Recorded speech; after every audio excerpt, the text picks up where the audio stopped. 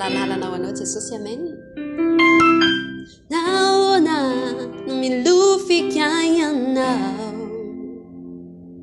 tumani si unta lavizao hangamba ulutina nunandao magirifiri nirachanatinao sisaka nifaurianao maizina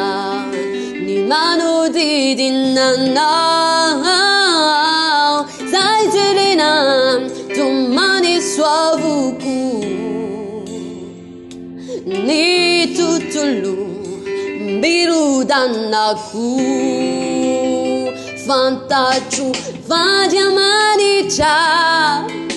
timana la lana si chaficha tsara humanini wanao fanadia mafiasa ni fichanga mizani hazuatuka ni fitunjani lalana iverako anareo ny tompo lalana itondra fiadanana fa tsy loza mba hanananareo fanantenana ny amin'ny farany amen.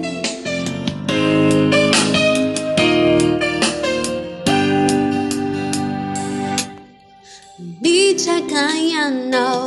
androndraony masonao hansuy Jesosy hamatny anao hantsoya ho izy amin'ny andro fahoriana izay hamonjy anao hamonjy anao hatandrao ny sainao matoky ikeny fitondrany tompo anao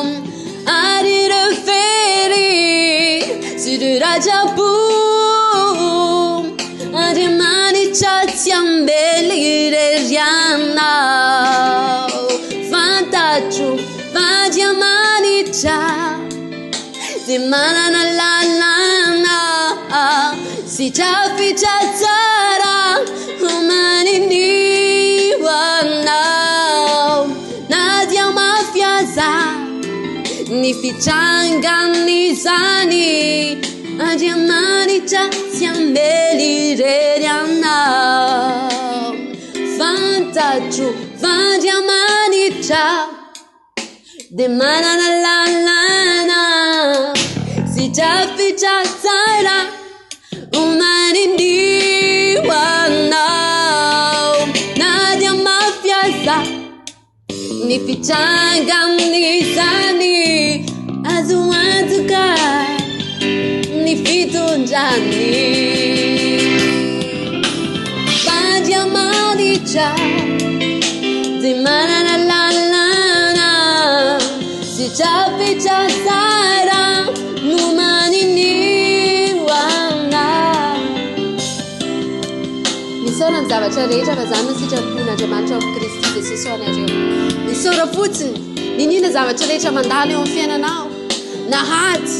na sedra mety nilozany ny olontiana mety nilozany ny havatiana manana lalana ho anao ny tompo manana dravitra ho anao Jesosy misaorany zavatra rehetra amen.